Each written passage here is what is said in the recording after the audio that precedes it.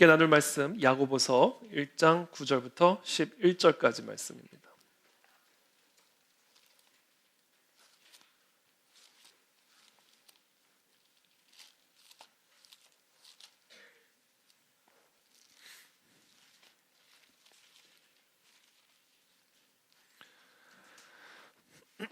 야고보서 1장 9절부터 11절까지 여러분들이 한 절씩 교독하겠습니다. 저부터 읽겠습니다.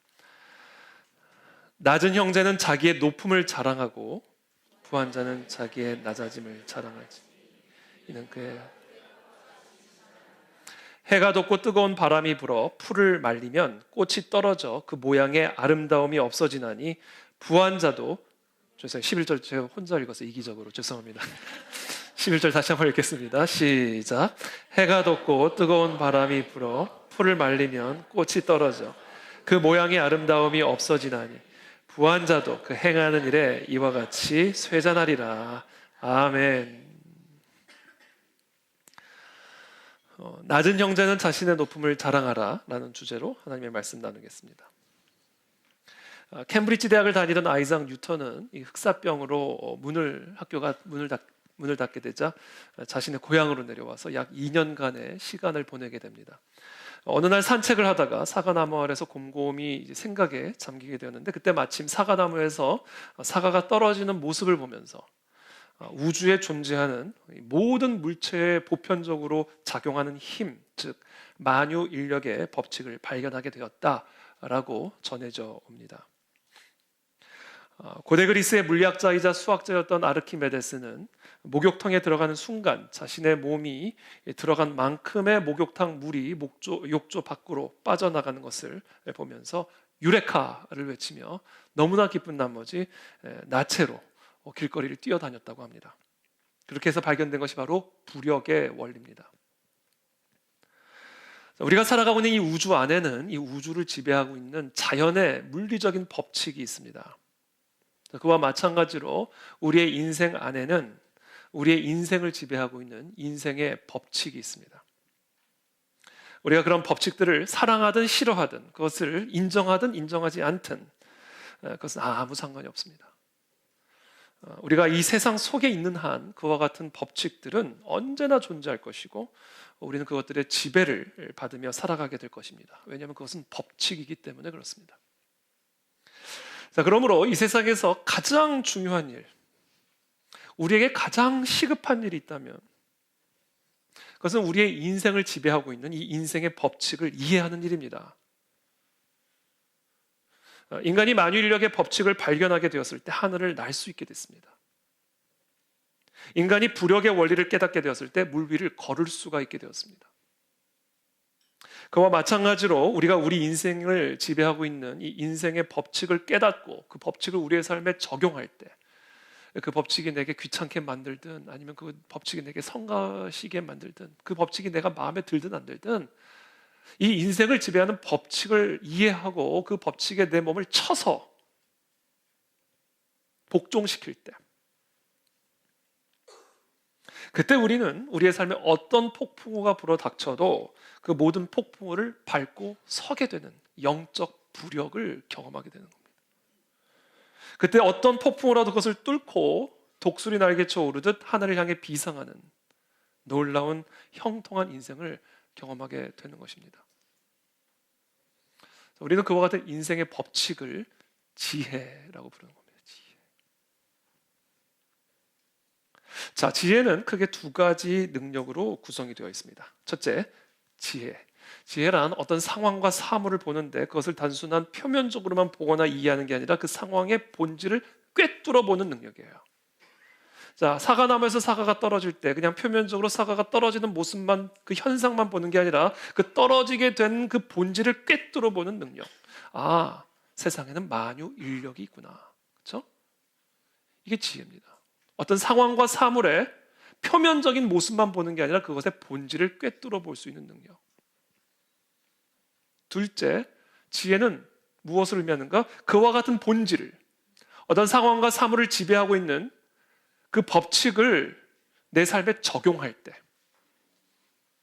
그게 지혜가 되는 겁니다. 그러니까 사물의 본질, 상황의 어떤 법칙을 깨닫는 것만으로는 지혜가 완성되지 않아요.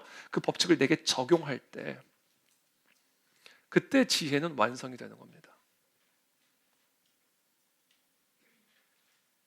사람이 하늘을 날고 물 위를 걷는다는 것은 물리적으로 불가능한 일이죠. 그러나 물리적인 법칙을 발견하고 그 물리적인 법칙을 구체적으로 내 삶에 적용할 때 우리는 하늘을 날게 될 수 있게 되었고, 물 위를 걸어 다니고, 물 위에서 뛰어다니고, 물 위에서 잠도 자고, 물 위에서 밥도 먹을 수 있는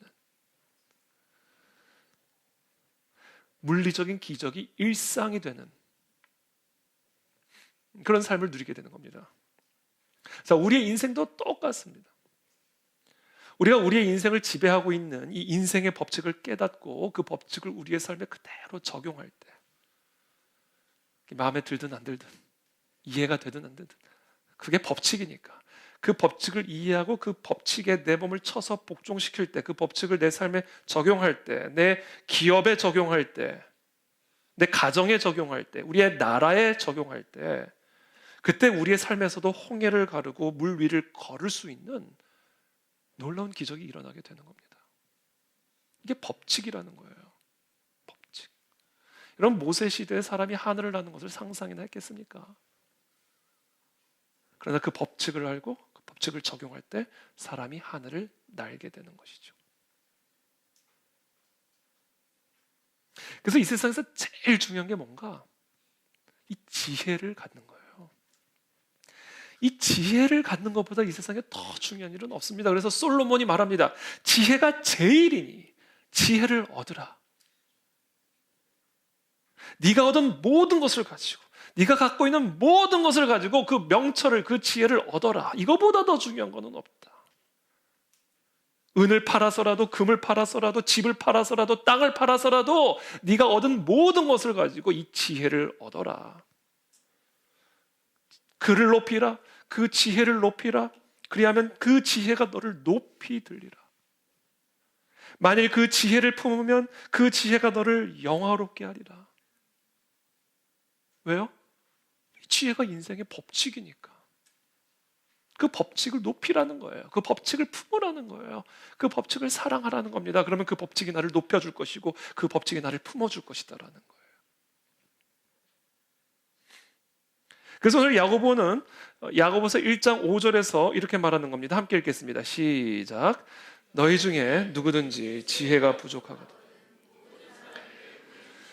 꾸짖지 아니하시는 하나님께 구하라. 그리하면 주시리라. 그러니까 너희 중에 누구든지 지혜가 부족하거든. 이거보다 더 중요한 건 없으니까. 만약 너희들이 모든 시련을 당하게 되면, 여러 가지 시험을 당하게 되면 은을 구하라? 아니에요. 금을 구하라? 아니에요. 뭐를 구하라? 지혜를 구하라. 그러니까 지혜가 부족하면 그 지혜를 구하라. 그럼 하나님이 그걸 주신다. 왜? 그게 제일 중요한 거니까. 저들이 모두에게 이 지혜가 충만하게 되기를 축복합니다. 지혜를 사랑하게 되기를 축복합니다. 자, 야고보는 우리가 인생을 살다 보면 항상 지혜가 필요한데 그 어느 때보다도 자신에게 지혜가 부족함을 느낄 때가 올 것이다. 이렇게 얘기합니다. 그 어느 때보다도 그래서 지혜가 더 필요할 때가 올 것이다. 그리고 그런 때는 반드시 지혜를 구하라. 이렇게 얘기하는 것이죠. 자, 그렇다면 그때가 어느 때인가? 우리에게 지혜가 부족하다라고 느껴지는 그때가 도대체 어떤 때일까? 우리에게 더 큰 지혜가 필요하다. 나에게 지혜가 필요하다. 라고 여겨지는 때가 어느 때일까? 그것은 바로 우리가 여러 가지 시험을 당할 때입니다. 여러 가지 시련을 당할 때 우리는 그 어느 때보다도 더 지혜가 부족하게 느껴집니다.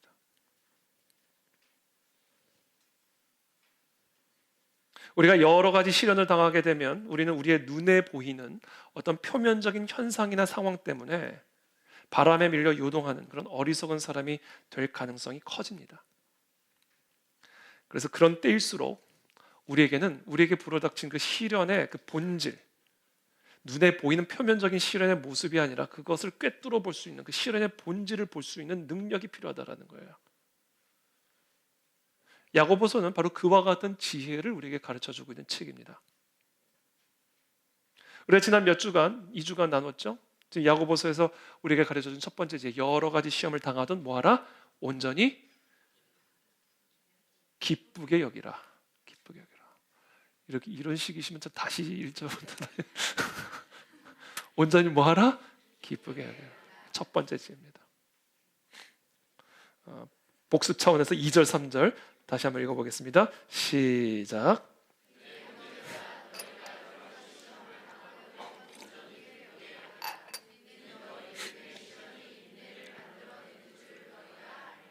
자, 우리가 당하는 다양한 시련, 그것이 어떤 시험이든 상관이 없어요. 우리가 당하는 여러 가지 시련, 그 모든 것의 본질은 하나라는 거예요. 믿음의 시련이다라는 거예요. 믿음의 연단이라는 거예요. 그게 여러 가지 종류의 시험의 본질을 꿰뚫고 있는 단 하나의 시험의 본질이다라는 거예요. 우리의 연약한 믿음을 더 강한 믿음으로, 우리의 작은 믿음을 더 큰 믿음으로 변화시키고 성장시키기 위한 믿음의 연단, 그것이 우리가 당하는 여러 가지 시험을 꿰뚫고 있는 단 하나의 본질이다. 이것을 볼 수 있는 능력을 가진 자가 지혜로운 자다. 그러므로 이런 지혜를 가진 자는 시련을 당할 때 뭐 한다? 기쁘게 여긴다 이거예요. 그게 지혜다. 지혜. 자, 오늘은 두 번째 또 다른 지혜를 우리에게 가르쳐 줍니다. 우리 9절 말씀 함께 읽겠습니다. 시작. 오늘 우리가 함께 나눌 주제입니다. 야고보가 오늘 우리에게 가르쳐 주는 지혜, 낮은 형제는 자기의 높음을 자랑하라 이겁니다. 이게 오늘 제가 여러분들과 나누고자 하는 핵심적인 주제입니다. 그래서 낮은 형제라는 것은 이제 가난한 형제를 의미하는 겁니다. 가난한 형제. 가난한 형제라는 것은 단순한 재정적인 가난함, 물론 1차적으로는 그런 의미를 지니고 있지만 건강이 가난한 형제, 평강이 가난한 형제, 기쁨이 가난한 형제, 소망이 가난한 형제, 낮은 형제란 이와 같은 결핍 가운데 있는 가난한 형제를 의미하는 것이죠. 이 가난이라고 하는 시련 속에 있을수록 그 사람에게는 더 많은 지혜가 필요합니다. 왜냐하면 가난은 힘들거든요. 왜냐하면 가난은 절망스럽거든요. 가난은 고통스럽거든요. 가난은 염려를 주거든요. 그렇기 때문에 우리가 낮은 형제가 돼 있을수록, 우리가 가난할수록, 우리가 낮을수록 우리에게는 더 내게 주어진 이 가난을 꿰뚫어 볼 수 있는 본질, 그 눈, 지혜가 우리에겐 더욱 필요한 것이죠. 그래서 여러 가지 시험을 당하거든 특별히 더 지혜를 구해야 된다 이렇게 말씀하시는 겁니다. 자, 그렇다면 낮은 형제에게 필요한 지혜라는 것은 무엇일까요? 그들의 낮음이 사실은 높음이다 라는 것을 볼 수 있는 눈, 이게 바로 지혜입니다. 그래서 낮은 형제들은 자기의 높음을 자랑해야 한다 이렇게 말씀하고 있는 거예요. 이게 지금 우리가 구해야 할 여러 가지 시련 가운데 낮은 우리들이 구해야 할 지혜입니다. 하나님, 우리의 낮음이 높음임을 보게 하여 주십시오. 그래서 우리의 이 낮음을 자랑하게 도와주십시오. 낮은 자에게만 그와 같은 지혜가 필요한 게 아닙니다. 높은 자에게도, 부유한 자에게도 동일한 지혜가 더욱 필요합니다. 높은 사람일수록 더 많은 지혜가 필요해요. 그렇다면 높은 자가, 부유한 자가 구해야 할 지혜는 무엇입니까? 10절 말씀 또 함께 읽겠습니다. 시작. 부한 자는 자기의 낮아짐을 자랑할지 이는 그가 풀의 꽃과 같이 지나감이라. 자, 높은 자에게, 부유한 자에게 필요한 지혜는 무엇입니까? 높은 자는 자신의 그 높음 속에서 자신의 낮음을 볼 수 있는 지혜가 필요해요. 부한 자는 자신의 그 부함 속에서 자신의 가난을 볼 수 있는 눈이 필요합니다. 이게 부한 자에게 절실하게 필요한 지혜입니다. 왜냐하면 우리의 높음과 부함은 풀의 꽃과 같이 지나가는 것이기 때문에, 없어지는 것이기 때문에, 다 사라지는 것이기 때문에 부한 자에게 필요한 지혜는 그 부함 속에 있는 가난함, 그 높음 속에 있는 그 낮음을 볼 수 있는 지혜가 반드시 필요하다라는 거예요.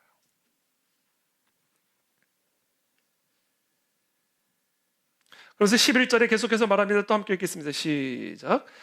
해가 돋고 뜨거운 바람이 불어 풀을 말리면 꽃이 떨어져 그 모양의 아름다움이 없어지나니 부한 자도 그 행하는 일에 이와 같이 쇠잔하리라.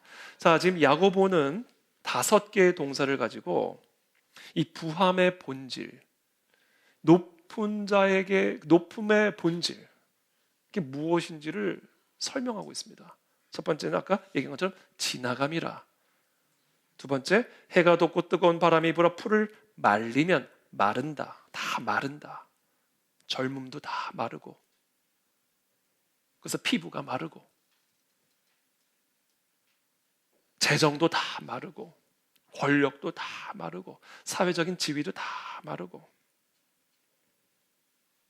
그동안 누렸던 권력도 명예도 다 마른다. 그리고 또 꽃이 뭐한다? 떨어진다. 다 떨어진다. 요즘 이렇게 아름답게 꽃이 있지만 한 달만 이렇게 있어 보세요. 다 떨어집니다. 그러니까 이 아름다움 안에 있는 낮음을 보는 게 지혜다. 다 떨어진다. 그 모양의 아름다움이 없어진다. 다 없어진다. 다 없어진다. 지금 제 방에 2달 넘게 있는 화초가 하나 있는데요. 그래서 없애야 돼요. 이제 좀 있으면 다 없애야 됩니다. 들어올 때 얼마나 기뻤는지 몰라요. 제 방을 얼마나 환하게 만들어줬는지 몰라요. 근데 이제 빨리 그 쓰레기통에 넣어야 돼요. 이제 다 없애버려야 됩니다. 왜? 아름다움이 다 없어져 버렸어요.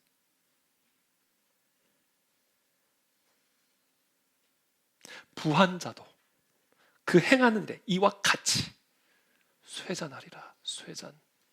그러니까 지나감이라 마른다, 떨어진다, 없어진다, 쇠잔하리라. 자, 아무리 높은 자요, 아무리 부유한 자라 할지라도 해가 뜨고 지는 뜨거운 시간의 바람 속에서 그들의 모든 높음과 부함은 다 사라지고 마르고 떨어지고 없어지고 쇠잔해진다. 그래서 아무리 높은 자라 할지라도 결국은 다 낮아진다.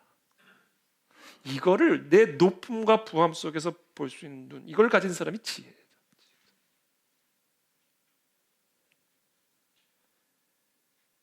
결론, 낮은 자만 낮은 자가 아니라 부한 자도 낮은 자다. 높은 자도 낮은 자다. 그래서 하나님은 공평하시다. 우리가 특별히 잃어버린 것처럼 보이지만 잃어버린 거 하나도 없다. 우리가 특별히 더 누린 것처럼 보이지만 특별히 더 누린 것도 하나도 없다. 우리는 다 낮은 자다. 다 쇠잔한 자다. 다 없어지는 자다. 그러므로 우리의 높음 속에서도 낮음을 볼 수 있고, 우리의 부함 속에서도 가난을 꿰뚫어 볼 수 있는 것,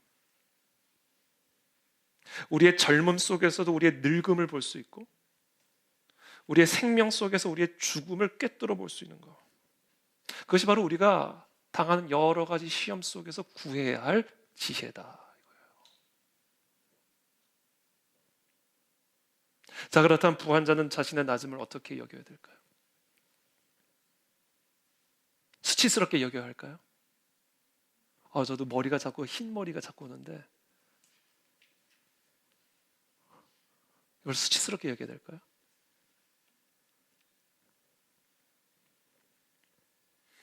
낮아지지 않기 위해 발버둥을 쳐야 될까요? 자신의 낮아짐을 가리고 속여야 하는가요?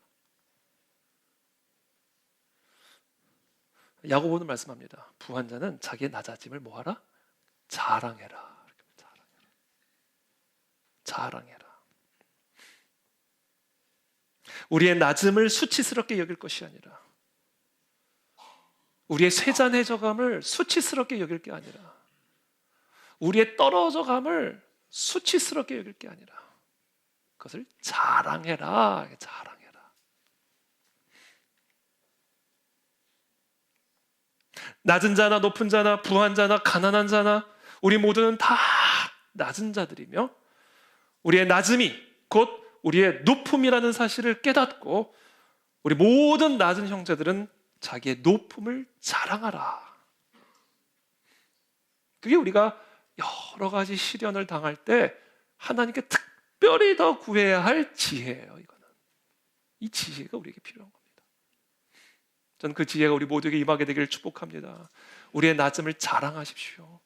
우리의 쇠잔해져감을 자랑하십시오. 그렇다면 우리는 왜 우리의 낮음을 자랑해야 할까?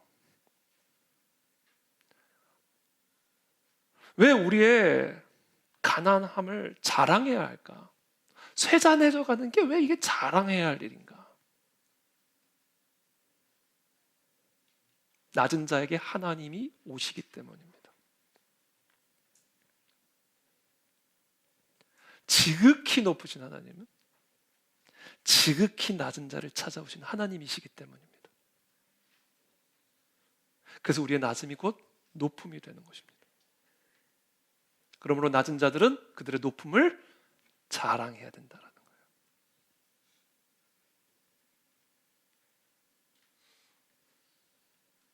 낮은 자들이십니까? 그러면 여러분들에게 하나님이 오십니다. 그래서 우리는 높은 자예요. 지극히 높은 자가 오시니까. 그래서 우리는 그것을 자랑해야 된다. 시편 113편 4절부터 9절입니다.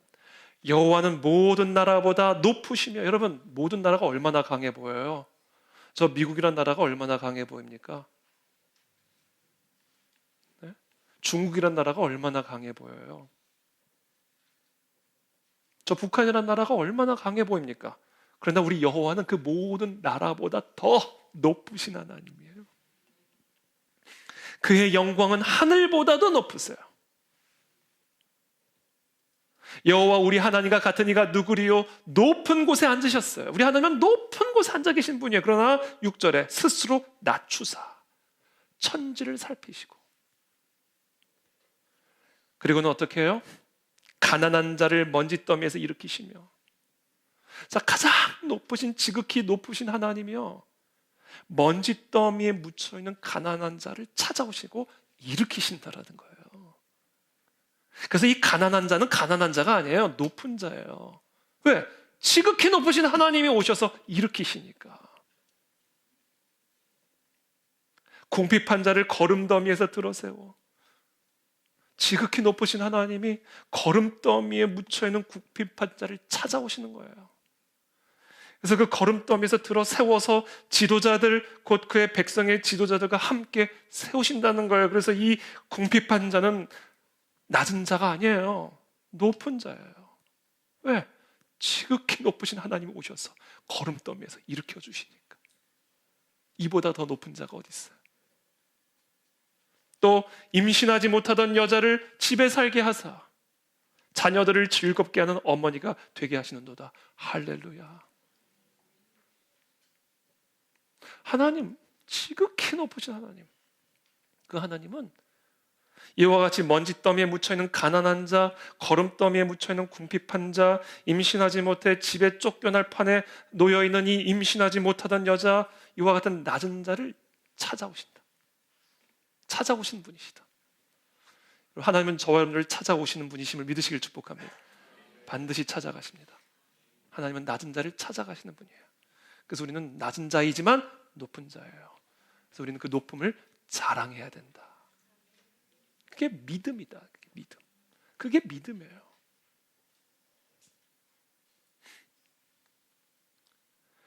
기원전 586년 바벨론의 침공으로 패망당한 이스라엘 백성들, 바벨론의 포로로 끌려가게 됩니다.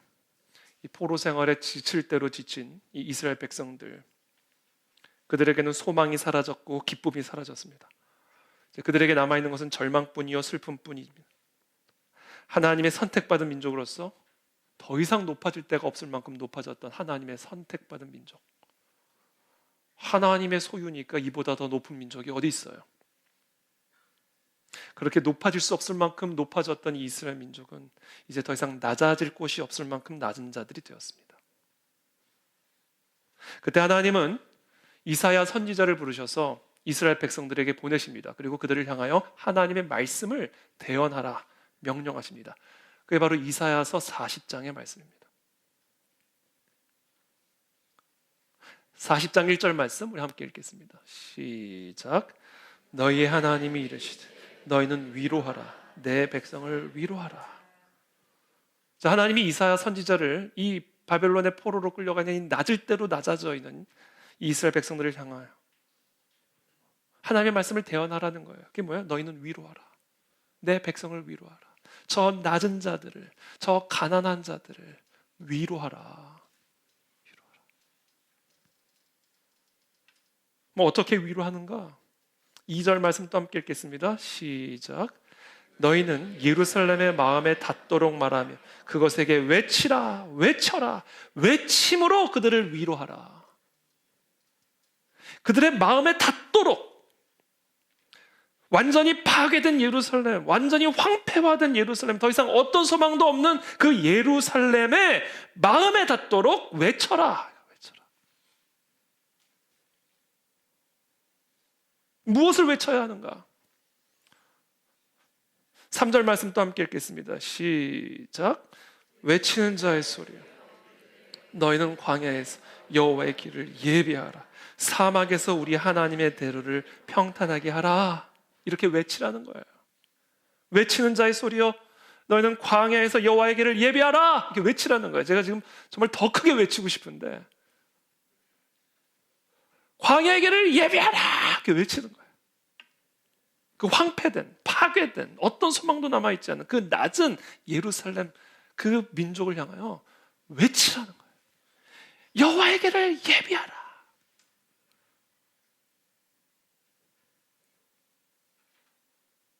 하나님의 대로를 평탄하게 하라. 이게 무슨 말씀이에요? 여호와의 길을 예비하라는 말씀이 무슨 얘기예요? 여러분, 하나님이 길이 없으시면 못 옵니까? 대로가 울긋불긋이 아니라 뭐예요? 울퉁불퉁하면 하나님 뭐 평탄해야 하나님은 아스팔트 대로만 오십니까? 아니에요. 여호와의 길을 예비하라는 말은 하나님은 오신다 그 얘기예요. 하나님이 오신다. 너희 완전히 파괴된 그 예루살렘, 어떤 소망도 없는 그 낮은 너희들에게 하나님이 오신다 그 얘기예요. 그러니까 너희들은 여호와의 길을 예비하라는 거예요. 하나님의 대로를 평탄케 하라. 이 얘기는 하나님의 오심을 준비하라. 하나님은 오신다. 아무리 안 올 것처럼 보이지만 오신다. 내 병든 자녀를 찾아오신다. 내 황폐된 내 삶에 찾아오신다. 하나님은 오신다. 이거를 그 파괴된 예루살렘의 마음에 닿도록 소리치라는 거예요. 오신다, 오신다, 오신다.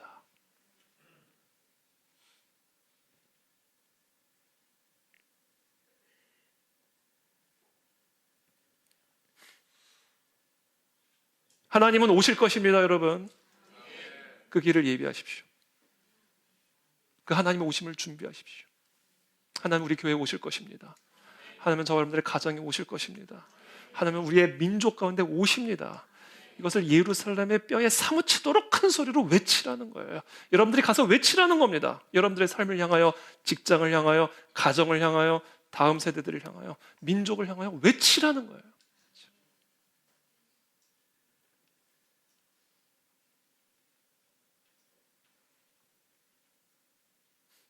그리고 또 다른 외침을 요구하십니다. 다음과 같이 또 외칠 것을 명령하십니다. 6절 말씀 함께 읽겠습니다. 시작.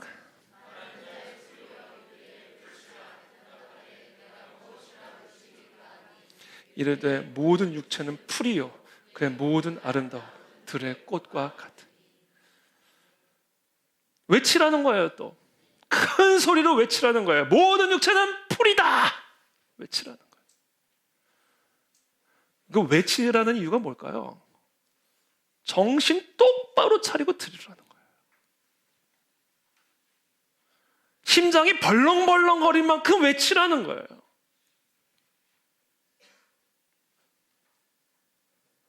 온몸에 닭살이 돋을 만큼 외치라는 거예요. 모든 육체는 풀이다. 풀. 그걸 외치라는 거예요. 그의 모든 아름다움은, 그의 모든 영광은 다 들의 꽃이다. 그걸 외치라는 거예요. 정신이 번쩍 들게. 여러분, 나라의 성벽이 무너졌습니다. 예루살렘의 성전이 파괴됐습니다. 귀족이든 천민이든 왕족이든 평민이든 모든 이스라엘 백성들이 다 굵은 쇠사슬에 묶여가지고 바벨론의 포로로 끌려와 있습니다. 낮은 자 높은 자를 막론하고 모든 사람들이 다 낮은 자가 되어 있습니다. 그들을 향하여 외치라는 거예요. 왜? 듣기 싫어하는 사람들도 있거든요. 들어야 되는데 안 듣는 사람들이 있거든요. 사람의 귀가 얼마나 강한지 첩첩산중으로 막혀 있거든요. 그러니까 그거 다 뚫을 만큼 외치라는 거예요. 모든 육체는 다 풀이다.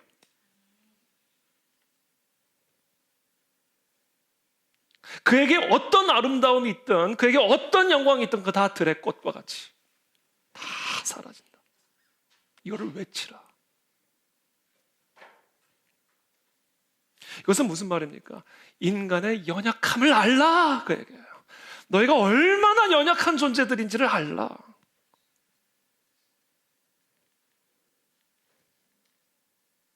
인간의 한계를 알라. 인간의 낮음을 알라. 그걸 그냥 귀에다 대고 소리를 치라는 거예요.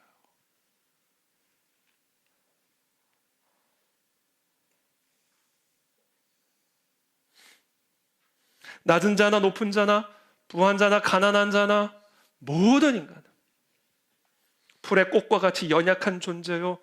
바로 그것을 아는 게 지혜인 겁니다. 그러나 그것이 지혜의 전부가 아닙니다. 하나가 더 남아있어요. 이사야서 40장 7절 말씀 함께 읽겠습니다. 시작.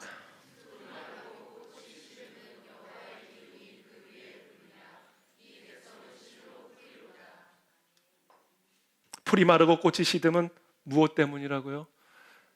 여호와의 기운이 그 위에 불미라. 이 백성은 실로 풀이로다. 이 풀이 나고 풀이 마르고 꽃이 피고 꽃이 지고 이 모든 게 무엇 때문에 이루어진다? 그들이 실로 풀인 이유가 무엇이냐? 그들이 나고 지고 피고 시들고 이게 다 무엇 때문에 이루어지는지 아느냐? 여호와의 기운이 그 위에 불기 때문이다. 참 신기하죠? 똑같은 바람인데 봄바람이 불면 꽃이 피고 가을바람이 불면 꽃이 집니다. 풀이 자라고 풀이 시들고 꽃이 피고 꽃이 지고 이 모든 게 다 무엇 때문에 이루어지는 것이라고요? 여호와의 기운이 그 위에 불어서 꽃이 피기도 하고 지기도 하고 나라가 서기도 하고 나라가 망하기도 하고 권력자가 세워지기도 하고 권력자가 무너지기도 하고 사람이 살기도 하고 죽기도 하고 화를 입기도 하고 복을 받기도 하고 이게 다 무엇 때문이라고요? 여호와의 기운이 그 위에 불어서 이루어지는 일이다.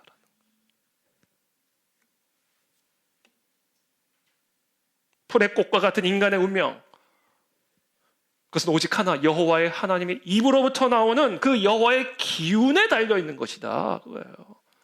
그래서 우리는 다 풀과 같아서요, 여호와의 입에서 나오는 그 기운에 따라 살기도 하고 죽기도 하고 피기도 하고 지기도 하는 거예요. 우리는 풀이다라는 거예요.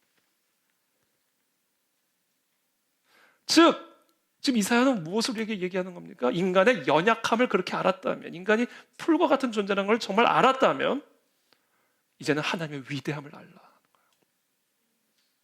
그 하나님의 기운의 위대함을 알라. 하나님의 말씀 한마디에 너희가 살 수도 있고 죽을 수도 있다. 하나님의 말씀 한마디에 나라가 서기도 하고 나라가 망할 수도 있다. 그러니까 똑바로 들어라 외치는 거예요. 너희는 풀이다.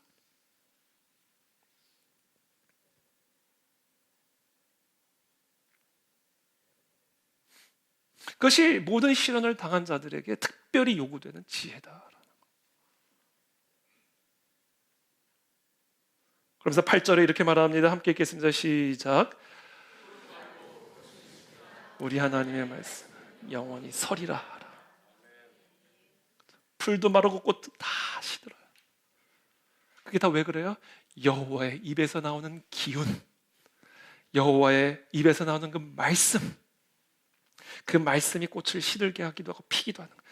그래서 결국은 풀은 다 사라지지만 여호와의 입에서 나오는 말씀 그거 하나만 영원히 서게 된다. 그러므로 그분의 위대함을 알라. 그 얘기입니다. 이 소식을 전하라 이거예요. 여러분 어디를 가든지 이 소식을 전하는 저와 여러분들이 되기를 축복합니다. 이게 우리의 사명이에요. 이게 이사야의 사명입니다. 40장 9절 말씀 다 함께 읽겠습니다. 시작. 아름다운 소식을 시온에 전하는 자, 너는 높은 산에 오르라. 아름다운 소식을 예루살렘에 전하는 자여, 너는 힘써 소리를 높이라. 두려워하지 말고 소리를 높여 유다의 성읍들에게 이르기를 너희의 하나님을 보라 하라. 너를 두려워하지 말고 사람 눈치 보지 말고 소리치라는 거예요. 아름다운 소식. 인간의 연약한 소식은 좋은 소식이 아니죠. 우리가 풀과 같은 이게 어떻게 좋은 소식입니까? 고통스럽고 절망적이고 슬픈 소식이죠. 그러나 이것이 아름다운 소식인 이유는 그 낮은 자에게 그 지극히 높으신 하나님이 임하시는 것이기 때문에, 반드시 임하실 것이기 때문에 이게 아름다운 소식이에요. 그 소식을 완전히 황폐화된 저 시온을 향하여, 완전히 성전이 무너져버린 저 예루살렘을 향하여 전하라. 힘써 소리를 높여라.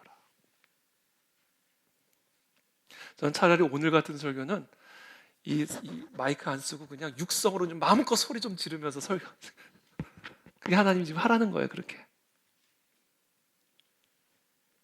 왜냐면 이게 작은 얘기하면요, 이게 들리는 것처럼 잘 안 들리거든.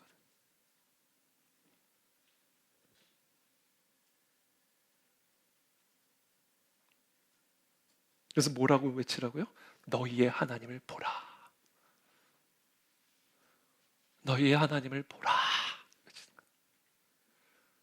완전히 성벽이 무너지고 예루살렘 성전이 다 파괴되고 지금 바벨론 포로로 끌려와 있는 완전히 낮은 어떤 절망, 그러니까 어떤 소망도 남아있지 않은 그들을 향하여 지금 하실 말씀이에요. 봐, 너희 풀 맞지? 그러니까 이제 너희가 할 일이 뭐야? 하나님을 보라. 하나님 보라. 이것을 소리 높여 외치라.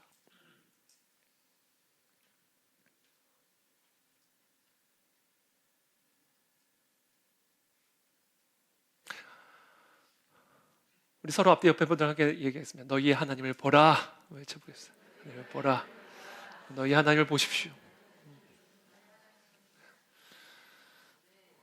너희의 하나님을 보십시오.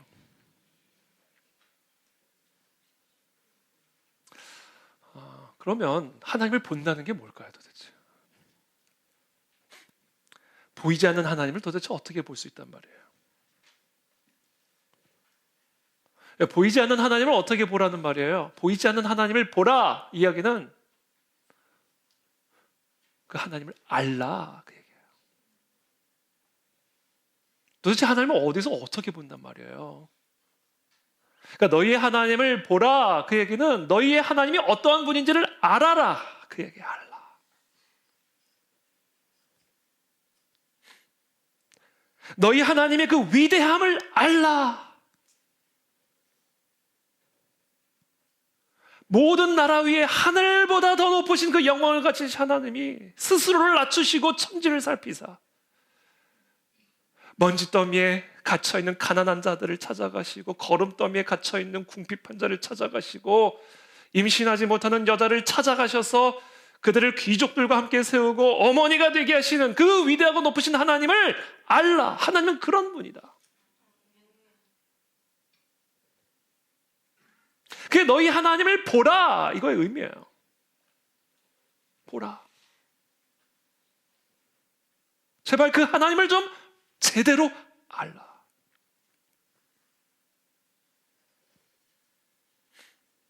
우리의 위대하고 높으신 하나님은 도대체 어떤 분이십니까? 이사야는 계속해서 10절부터 이야기합니다. 우리 10절 말씀 함께 읽겠습니다. 시작.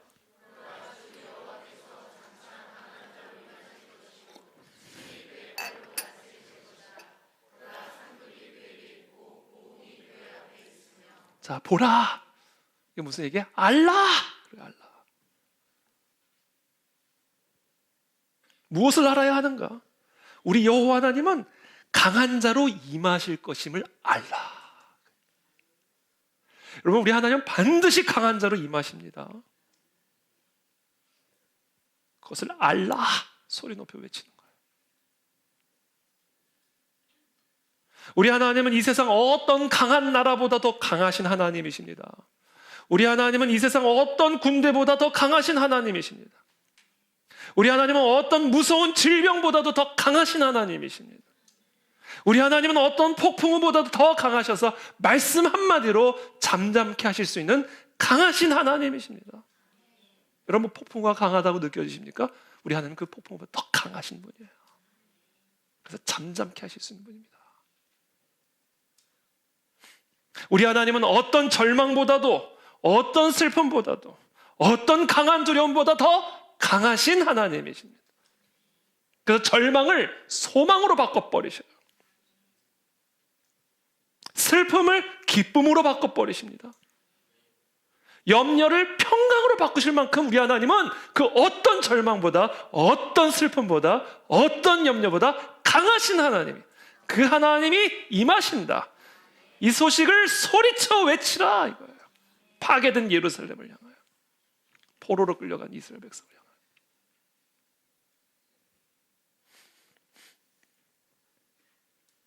또한 우리 하나님은 이 세상을 지배하는 어떤 강력한 자연의 법칙, 물리적인 법칙보다 더 강하신 하나님이십니다. 그래서 우리 하나님은 자연의 법칙을 하나님 마음대로 바꾸실 수 있어요.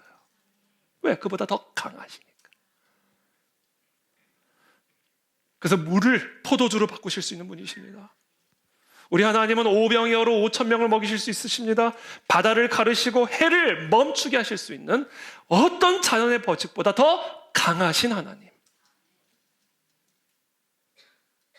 그 하나님을 알라. 비를 오게도 하시고 비를 멈추기도 하시고, 구름을 일으키기도 하시고 구름을 멈추기도 하시고. 자연의 법칙이 강하죠. 여러분, 자연의 법칙이 얼마나 무섭습니까? 중력의 법칙 이길 수 있는 사람이 있어요? 중력의 법칙을 이길 만큼 강한 사람이 있습니까? 그러나 하나님은 중력의 법칙을 이기십니다.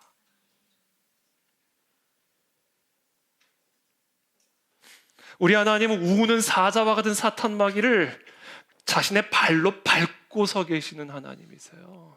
사탄 마귀 강합니다, 여러분. 사탄 마귀는 우습지 않아요. 지금 이 나라를, 이 세상을 이렇게 만드는 거 보세요. 사탄 마귀는 절대로 만만한 존재가 아닙니다. 무시무시한 존재입니다. 학교를 지금 어떻게 파괴하고 있는지를 보십시오. 저 정치 영역을 어떻게 파괴시키고, 문화 영역을 어떻게 파괴시키고, 교회를 지금 어떻게 파괴시키고 있는지 보십시오. 사탄 마귀는 무서운 존재예요. 그러나 우리 하나님 그 사탄 마귀를 발로 밟고서 계시는 하나님. 그래서 우리는 영적 전쟁에서 무조건 이깁니다. 우리가 하나님의 자녀라면. 교회는 음부의 권세를 무조건 이기게 되어 있어요.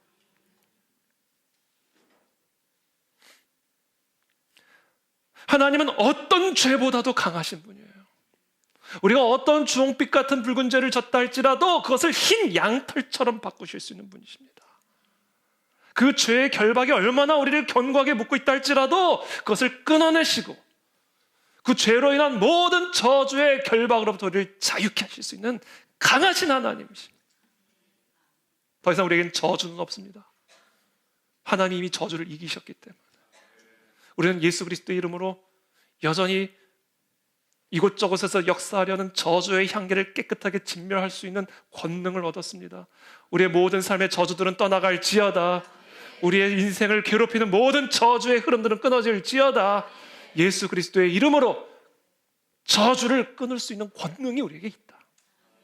왜? 우리 하나님은 어떤 저주보다 더 강하신 분이시니까. 저주는 있어요. 그러나 저주를 두려워할 필요가 없는 거예요. 왜? 우리 하나님은 저주보다 더 강하시니까.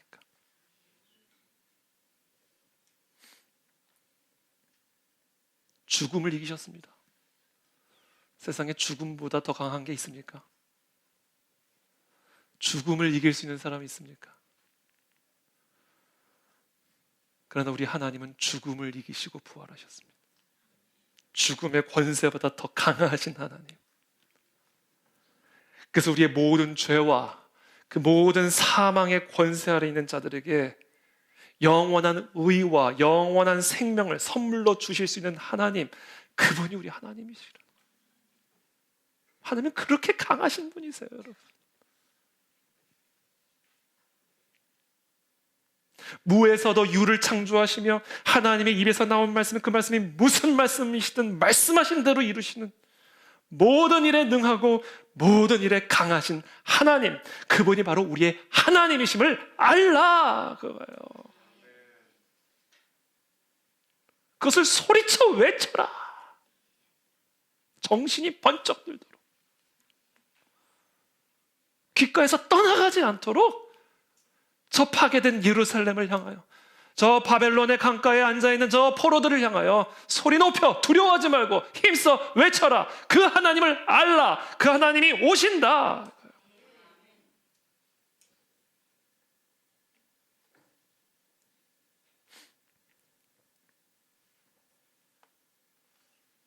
그러면서 계속해서 11절에 또 완전히 다른 하나님의 모습을 우리에게 가르쳐 줍니다. 11절 말씀 또 함께 읽겠습니다. 40장 11절 시작.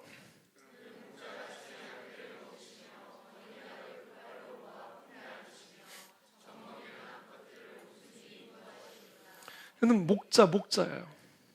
강하신 하나님, 그렇죠? 죽음도 이기고 마귀의 머리를 밟고 폭풍우도 잠재울 수 있는 강하고 능하신 우리 하나님 아버지. 근데 11절에서는 마치 따뜻한 어머니예요. 하나님 어머니라고 그러면 또 이게 좀 엄마 같은 하나님, 목자같이 양떼를 먹이시는 하나님, 어린 양을 그 팔로 모아 품에 안으시는 엄마 같은 하나님,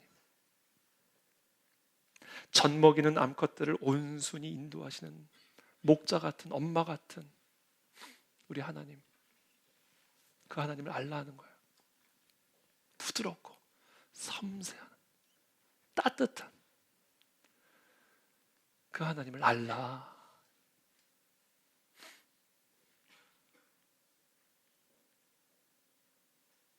우리 하나님은 섬세하신 분이십니다. 젖 먹이는 암컷들을 온순히 인도하시리로다. 여러분, 젖 먹이는 암컷들은요, 조심히 다뤄야 합니다. 예민하기 때문에. 우리 하나님은요, 임신하지 않은 여자와 임신한 여자를 다르게 대하십니다. 임신한 여자와 해산한 여자를 다르게 대하세요. 왜? 다르니까. 그냥 양과 젖 먹이는 양을 다르게 대하세요. 우리 하나님은 우리의 섬세한 다름을 다 알고 계세요. 사람들마다 갖고 있는 그 섬세한 필요들을 하나님은 나보다 더 잘 아세요.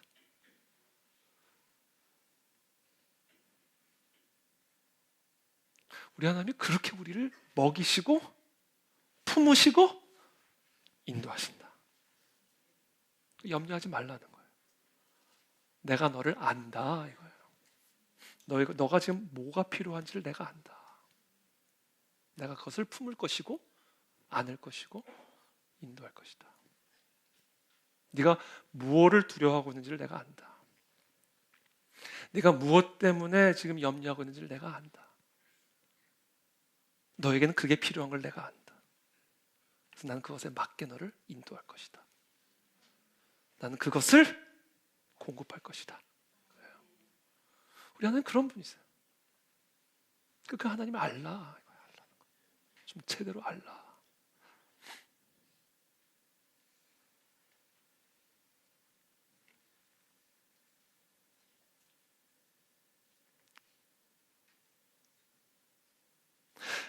그러나 이스라엘 백성들은 다음과 같이 반응합니다. 27절 말씀 함께 읽겠습니다. 시작. 야곱아, 내 길은 여호와께 숨겨졌으며 내 송사는 내 하나님에게서 벗어난다. 근데 이 이스라엘 백성들은 성벽이 파괴되고 성전이 파괴되고 귀족이든 왕족이든 평민이든 제사장이든 모든 이스라엘 백성들이 다 바벨론의 포로로 끌려와 있는 이 상황 속에서, 자신의 이 낮은 상황 속에서, 자신의 이 연약함 속에서 하나님의 위대하심을 보지를 못하고 있는 거예요. 하나님의 위대하심을 제대로 보지를 못하고 있는 거예요. 그래서 말하는 겁니다. 내 길은 여호와께 가려졌다. 하나님은 나의 사정을 전혀 모르신다. 나의 사정을 안다면 어떻게 이럴 수 있을까? 하나님은 내 사정을 모른다. 내 마음을 모른다. 내 피로를 모른다. 내 아픔을 하나님은 모른다. 하나님은 나에게 무관심하다. 내 송사는 내 하나님에게서 벗어났다. 하나님은 나의 정당한 권리에는 관심이 없다. 내가 이렇게 불의하게 송사를 당하는데도, 내가 이렇게 불의한 모함을 당하는데도, 내가 이렇게 불의한 모욕을 당하는데도 하나님은 나의 송사에는 전혀 관심이 없으시다. 불의가 공의를 이기게 하고 있고 악이 선을 이기게 하고 있다. 하나님은 나의 송사에 아무런 관심이 없다. 왜 이런 생각을 하고 있을까요? 자기만 보고 있으니까 그런 거예요. 자기만. 나만 바라보고 있으니까. 내 연약함만 보고 있고 내 억울함만 바라보고 있고 내 상처 입은 모습만 바라보고 있으니까 자신의 낮고 천한, 자신의 연약하고 억울한 그 상황의 색안경을 끼고 하나님을 보기는 보고 있어요. 여러분, 이스라엘 백성들이 하나님을 모르는 사람들입니까? 하나님을 아는 사람이에요. 하나님을 알기는 알아요. 우리가 하나님을 모릅니까? 하나님을 보지를 않으며 보고 있죠. 그러나 자신의 낮고 연약하고 천한, 고통스러운, 절망스러운 그 모든 상황의 색안경을 끼고 하나님을 보니까 하나님이 위대한 것도 알고 있고 하나님의 높으심도 다 알고 있고 하나님의 전능하심도 다 알고 있는데 그것을 알면 알수록 고통스러운 거예요. 그 하나님의 위대하심을 알면 알수록 화가 치밀어 오르는 거예요. 상처가 깊어지는 거예요. 그렇게 하는 거예요. 내 길은 하나님에게서 숨겨졌다. 하나님은 내 송사에는 아무런 관심이 없다.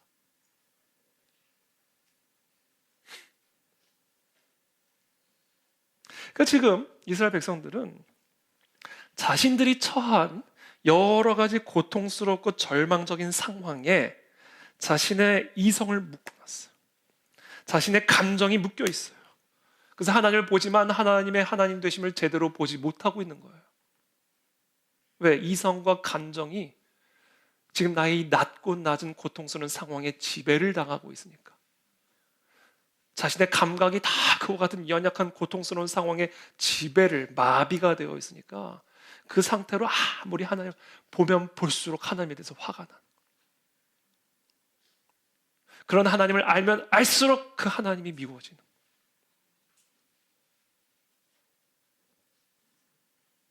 그러니까 지금 이사야가 하는 얘기는 그거예요. 그러니까 하나님을 제대로 알아라 이거예요. 너희의 그 렌즈로 바라보지 말고 너희의 그 상황에 색안경을 끼고 하나님을 보지 말고 하나님이 어떠한 분이신지를 보라. 제대로 보라. 지금 너희가 보고 있는 하나님은 너희가 만든 하나님이지. 너희의 절망이 만든 하나님이요. 너희의 슬픔이 만든 하나님이요. 너희의 상처가 만든 하나님이지. 그 하나님은 너희의 하나님이 아니야. 그 얘기를 하는 거예요. 그게 너희의 하나님을 보라 하라. 그 말이 그 말이에요. 지금 너희가 보고 있는 하나님은 하나님이 아니야. 그건 네 절망이 만들어낸 하나님이고 네 상처가 만들어낸 하나님이야.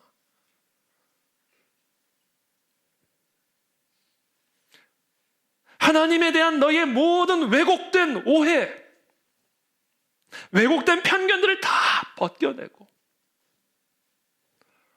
너희 하나님이 어떤 위대하신 하나님인지를 제대로 알아라. 이거를 그냥 외치는 거예요. 소리로 외치는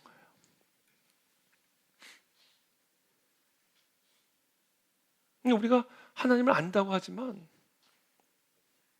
제대로 모르는 경우들이 너무 많은 거예요.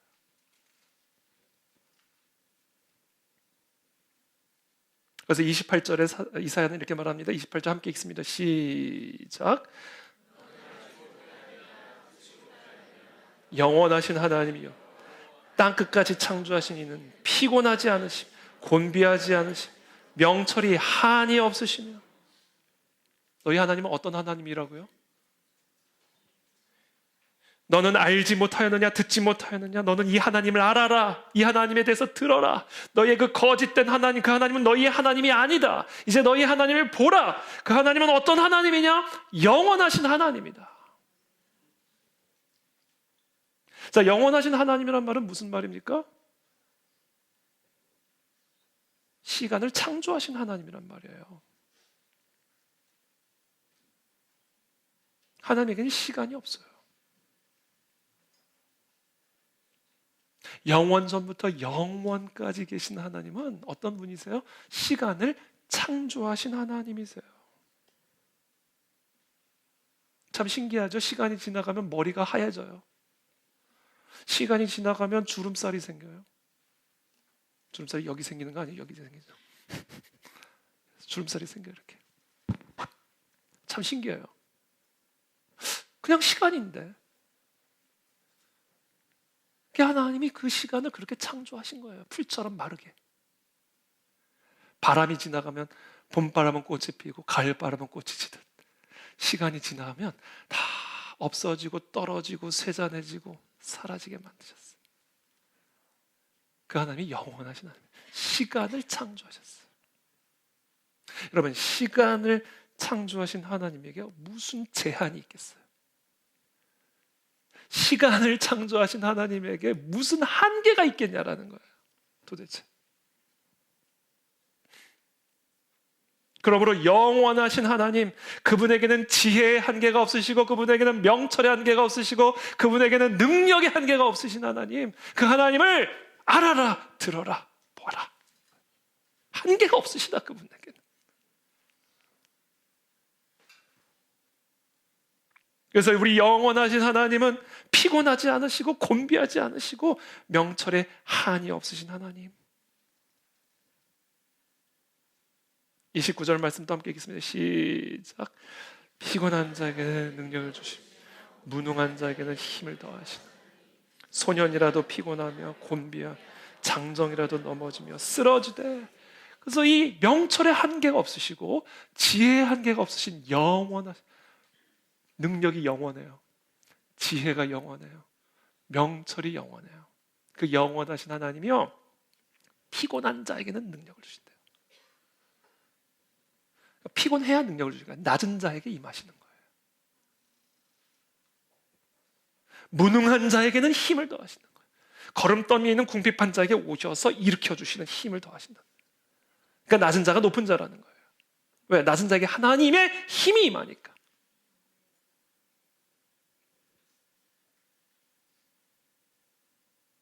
그래서 여러분, 우리는요, 우리는 피곤할 수가 없는 존재들이에요. 왜? 피곤한 자에게 능력을 주시니까. 맞아요. 우리가 홍해 앞에서만 피곤합니다. 우리의 능력 바깥의 일을 만나면 피곤해져요. 곤비해져요. 무능해져요. 그래서 우리는 풀과 같은 존재라는 걸 알게 돼요. 그러나 우리는 그 순간 하나님을 바라볼 때, 그 하나님을 알 때, 그 하나님으로부터 능력이 부어지고 힘이 들어간다. 30절에 소년이라도 피곤하며 곤비하면, 그래요, 소년이라도 피곤합니다.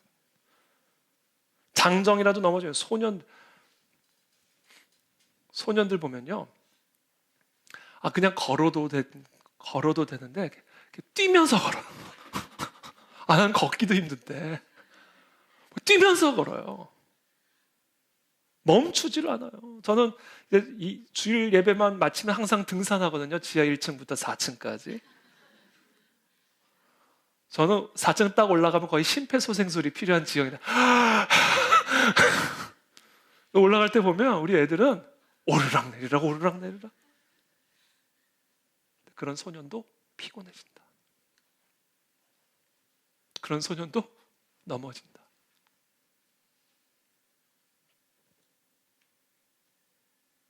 그러나 31절 함께 읽습니다. 시작.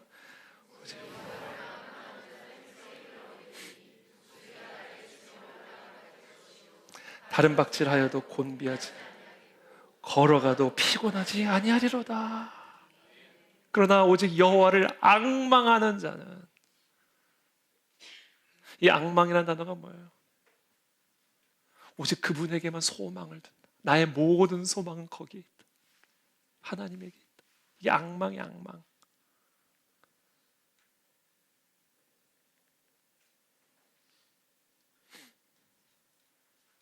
오직 여호와를 앙망한다. 이 얘기는 뭐예요? 오직 여호와 하나님 한 분에게만 나의 모든 소망을 둔다. 그것은 무슨 얘기예요? 하나님만을 본다, 바라본다. 이게 앙망이에요. 그건 뭐예요? 하나님만을 알기를 원한다. 그러니까 여호와를 앙망한다, 여호와를 본다. 이건 다 동일한 의미예요. 뭐예요? 여호와를 알라. 여호와를 아는 게 여호와에게만 소망을 두는 것이요, 여호와 하나님만을 바라보는 거예요. 그때 뭐가 들어온다고요? 새 힘이 들어온다. 이 새 힘은 뭐예요? 새 힘은 이 땅에 속한 힘이 아니에요. 왜? 해 아래 새 것은 없어요. 하늘 아래 새 것은 없습니다. 이 힘은 이 땅에 속한 힘이 아니에요. 이 힘은 하늘 위에서부터 내려오는 힘입니다. 이 땅에서는 그 누구도 가질 수 없는 힘. 이 땅에서는 그 누구도 경험할 수 없는 그 힘. 하늘 위에서부터, 하나님의 보좌로부터 피곤한 자, 가난한 자, 임신하지 못하는 자, 연약한 자, 낮은 자, 그들에게 흘러들어오는 힘. 이게 어디서 흘러들어온다고요? 여호와를 앙망하는 자, 여호와 하나님만을 바라보는 자, 여호와 하나님에게 모든 소망을 두는 자, 그 여호와 하나님이 어떤 위대하고 높으신 하나님인지를 아는 자, 그거 아는 것에 모든 소망을 두는 자, 그 자가 어떤 거름더미에 있든 어떤 먼지더미에 있든 어떤 회파된 도시에 살든 그 자에게 하늘 위에 힘이 들어간다. 그 힘을 받으시길 축복합니다. 사방에서 생기가 들어갈지어다. 이 힘은 바로 성령의 생기입니다. 하나님이 어떠한 분인지를 알고 그 하나님만을 앙망할 때 사방에서 바람 같은, 바람이 아니야, 바람 같은 소리가 있는 생기가 후 들어간다. 그 힘이 먼지더미에서 우리를 일으켜서 귀족과 세우시고, 거름더미에서 일으키셔서 귀족과 함께 세우시고, 마른 뼈를 하나님의 거대한 군대로 일으키시는 그 새 힘이 여호와를 앙망하는 자에게 들어간다. 주여 그 힘을 불어넣어 주시옵소서. 그럼 우리가 어떤 상황 가운데 있든지 그 여호와를 알고 그 하나님에게만 소망을 두면 놀랍습니다. 새 힘이 들어갑니다. 마른 뼈가 연결이 되기 시작합니다. 따각따각따각. 그리고 또 새 힘이 들어가면 힘줄이 생기고 피부가 생기고 순차적으로 하나, 둘, 셋. 마른 뼈가 갑자기 탁 군대로 세워지는 게 아니에요. 순차적으로.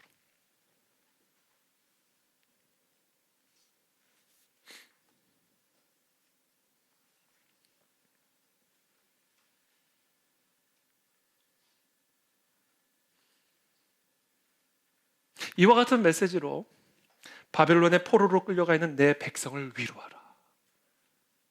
하나님은 지금 이사야에게 그와 같이 명령하고 계시는 것입니다.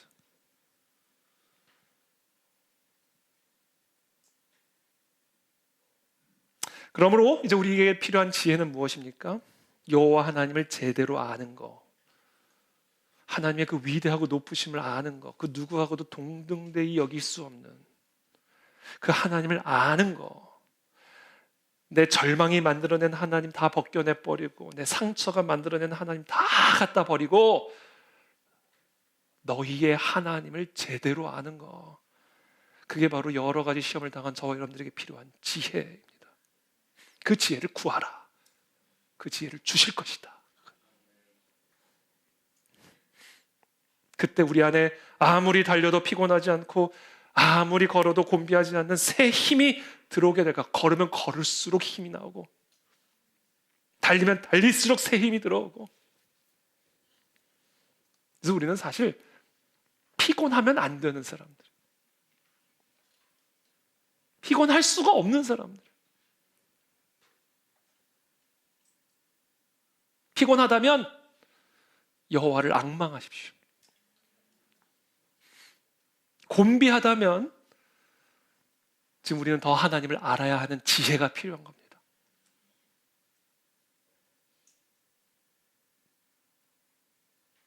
바로 이 기쁜 소식을 외치라 이거예요.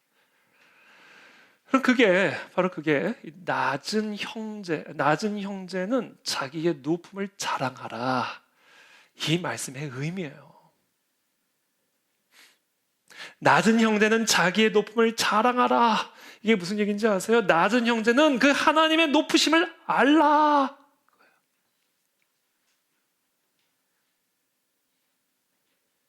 낮은 형제는 자기의 높음을 자랑해야 하는 이유는 그 위대하고 높으신 하나님이 너에게 임하실 것이기 때문에 너희의 높음을 자랑하라, 그 얘기예요. 그러니까 낮은 형제는 자기의 높음을 자랑하라. 이게 무슨 얘기예요? 하나님의 높으심만을 자랑해라. 낮은 형제는 자신의 낮은 상황 때문에 절망하거나 염려하거나 상처하지 말고 하나님의 높으심만을 그냥 찬양하라. 그 하나님만을 앙망하라. 그때 하늘 위에서부터 내려오는 새 힘, 모세 팔에 들어가 홍해를 가르게 하셨던 그 힘, 베드로로 하여금 물 위를 걷게 만들었던 그 새 힘, 물속으로 들어가 물을 포도주로 바꾸셨던 그 힘, 오병이어 속으로 들어가 5,000명을 먹이신 그 힘, 마른 뼈 속으로 들어가 하나님의 군대를 일으킨 그 하늘 위에서부터 흘러나오는 새 힘, 새 힘이 들어갈 것이다. 사방에서 생기가 불어올지어다. 다 살아날지어다. 이 말씀으로 위로하라. 그러므로 너희의 눈에 보이는 상황에 묶이지 말고, 그 상황 속에서 느끼는 너희의 감정에 묶이지 말고, 너희의 이성적인 판단에 묶이지도 말고, 너희의 그 위대하고 높으신 하나님을 알라, 보라, 앙망하라. 하나님을 아는 지식에 너희의 이성을 묶고 하나님을 아는 지식에 너희의 감정을 단단하게 묶어라. 그리고 그 하나님만 자랑하라. 그 하나님만 찬양하라. 그리하면 하나님의 새 힘이 들어갈 것이다. 그렇게 되면 아무리 달려도 피곤하지 않고 아무리 걸어도 곤비하지 않은 하나님의 백성이 될 것이다. 그러므로 여호와를 알라. 힘써 여호와를 알라. 여호와를 아는 것이 너희의 힘이니라. 이것이 바로 우리 모두가 반드시 알아야 하는 지혜입니다. 이게 우리의 인생을 지배하는 법칙입니다. 바로 우리는 이 지혜를 여러 가지 시험 속에 구하고 또 구해야 할 지혜다. 바로 이것이 낮은 형제는 자기의 높음을 자랑하라, 이 말씀이 담고 있는 의미입니다. 여호와를 경외하는 것이 지혜의 근본이요, 거룩하신 자를 모하는 것이 아는 것이 명철이니라. 기도하겠습니다.